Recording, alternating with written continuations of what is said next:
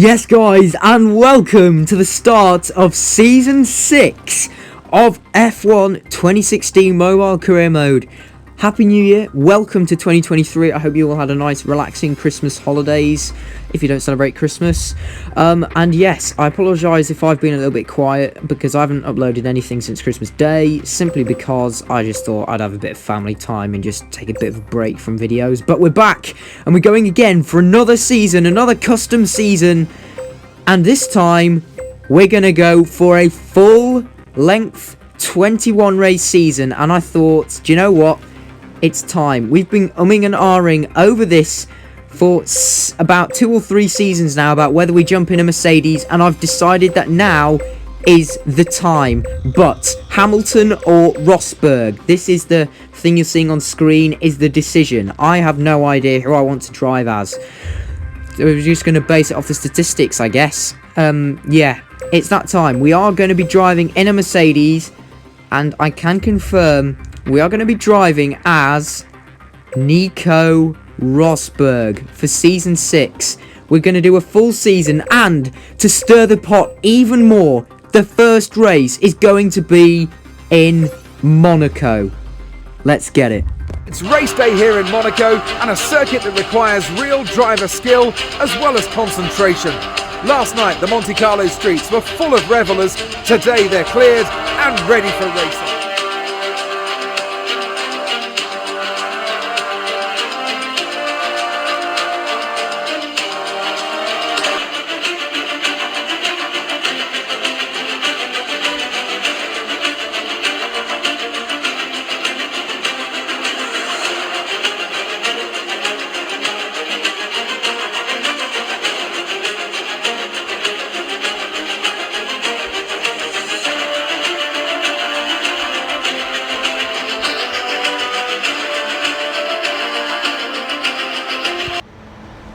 Excellent qualifying, possibly my best ever hot lap around Monaco, and this car, my god, is just gorgeous. It's so nice to drive. You just never get any issues with the steering. It's just so smooth. You just feel super quick driving this thing. So obviously I've never driven anything anywhere near as quick before. Even the Ferrari and Red Bull are not as quick as this car, as we're now revving up to 5 red lights for the Monaco Grand Prix, and Season 6 is underway with a very quick 5 lights. Immediately my teammate Lewis Hamilton, never said that before, gets up into second place and displaces Sebastian Vettel. Meanwhile, it's a great start for me. I immediately decided to move to the inside at Saint-Devote to cover off any attempt from Hamilton to attack me from behind, and there you go, it's paid off, and we have maintained the lead of the race. And I'm now going to skip all the way to lap 8, and we are lapping our first cars of the day in the form of Jolly and Palmer, who have just come out of the pits. And the same can be said on the very next lap for Romain Grosjean. He's going to get in the way. I'm so lucky I didn't get wing damage there. Oh my word. Yeah, that could have been catastrophic for our race. However, to be fair, it is lap 9, so we are scheduled to pit at the end of this lap anyway. The ultra soft tyres have already seen their day. And here we are. We're going to make our pit stop nearly halfway through the Grand Prix. I'm sorry, guys.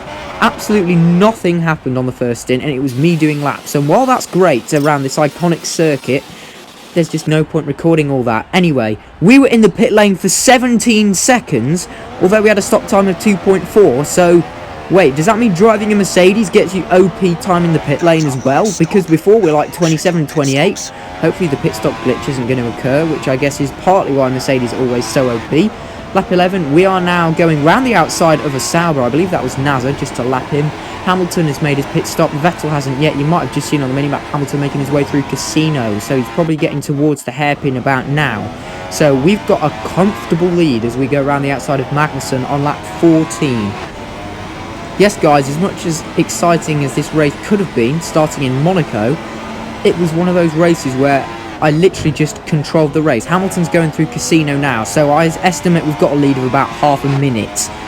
And I don't need to pit again. So to be honest, I can afford to not even push as hard as I am doing, and just try and keep the front wing intact. Yes, I'm looking at you, back markers. See, look at this. This car's just so smooth through the corners. Look at that. I mean, even with a lap car in the way of Gutierrez, get out of the way, man. He's just yeah, he just doesn't want to get out of the way, does he? And look at the just OP traction. That's why I took a bit of wing off the car, even though it's Monaco, because I was just sick of getting out-dragged like in previous races, especially when I did the last to first a couple of weeks ago. Thankfully, this is turning into a much better race than that one, as we now do go up the inside of Gutierrez and get him dispatched once and for all, getting towards the hairpin now, and we're just going to hopefully try and pull a bit of a gap away and try not to use too much curb there. That's somewhere where I kept hopping over and got corner cutting warnings in practice. Through the tunnel we go, down towards the chicane. I literally can't remember the corners on this track apart from Tabac and Saint-Devote and Rascasse, and I feel like I probably should. Okay, no, the Fairmont hairpin, that's one more, and Casino. But yeah, apart from that, I'm absolutely hopeless with the corners at Monaco. And there you go, we're starting, coming down on the pit straight. That's the fastest lap of the race! On, like, 7-lap-old, super soft tyres. They're not even the fastest compound this weekend. And we've just gone purple. I believe, although it was only like 25 milliseconds I took off my own PB fastest lap. But still, I was really surprised about that. I'm not going to lie, given the state of the tyres, as we lap Grosjean again with a tiny bit of contact, and we're coming up to Haryanto, who pitted on the last lap, I believe. So now it's going to be Carlos Sainz on lap number 17. So Hamilton is still ahead of Vettel. I've clouted the wall there. We're going to go around the outside of Sainz. We're getting a little bit shaky there. So clearly maybe this car does lose the rear end a bit if you push too hard, as we're now on lap 20, the final lap of the Monaco Grand Prix. I'm sorry it's gone so quickly. I'm sorry there's been so little action. We're not even 7 minutes into the video yet, and we've done 20 laps of racing. But yeah, there literally was not anything else in the yard to show you. You can see I'm 6 seconds slower in the second sector. I'm literally just backing off because I don't want to lose the front wing and then get caught up. So as I brush the wall there, out of Rascasse and through the final corner, we are going to win on debut for Mercedes. We've crushed them all, and Nico Rosberg wins the Monaco Grand Prix to begin Season 6 in style, and that is a huge statement sent the way of Lewis Hamilton.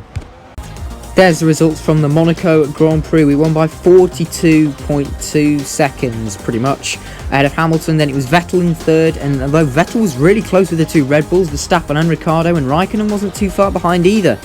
And the same for Massa. So it looks like there were all of the big six, if you like, all the big six contenders finished inside the top six, which is effectively how it should be, especially at Monaco. They shouldn't be randomly dropping all the way down the order. The Drivers' Championship, that's going to be exactly the same, so there's not a lot really that we need to look at in that front. We move into the Constructors. We obviously scored maximum points, so we are going to take the lead by quite a long way ahead of Ferrari and Red Bull, understandably very close to each other. I think it's almost inevitable that we're going to win the Constructors this season. I literally can't remember if we have won the Constructors. I think I might have won it when I was driving as Vettel with Ferrari in Season 3.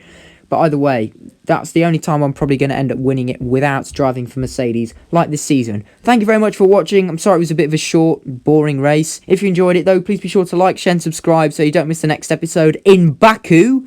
Yes, I'm going for a very random calendar this year. Don't forget to follow me on Instagram and join my Discord server. Both links are in the description below. And I'll see you guys all next time. Goodbye.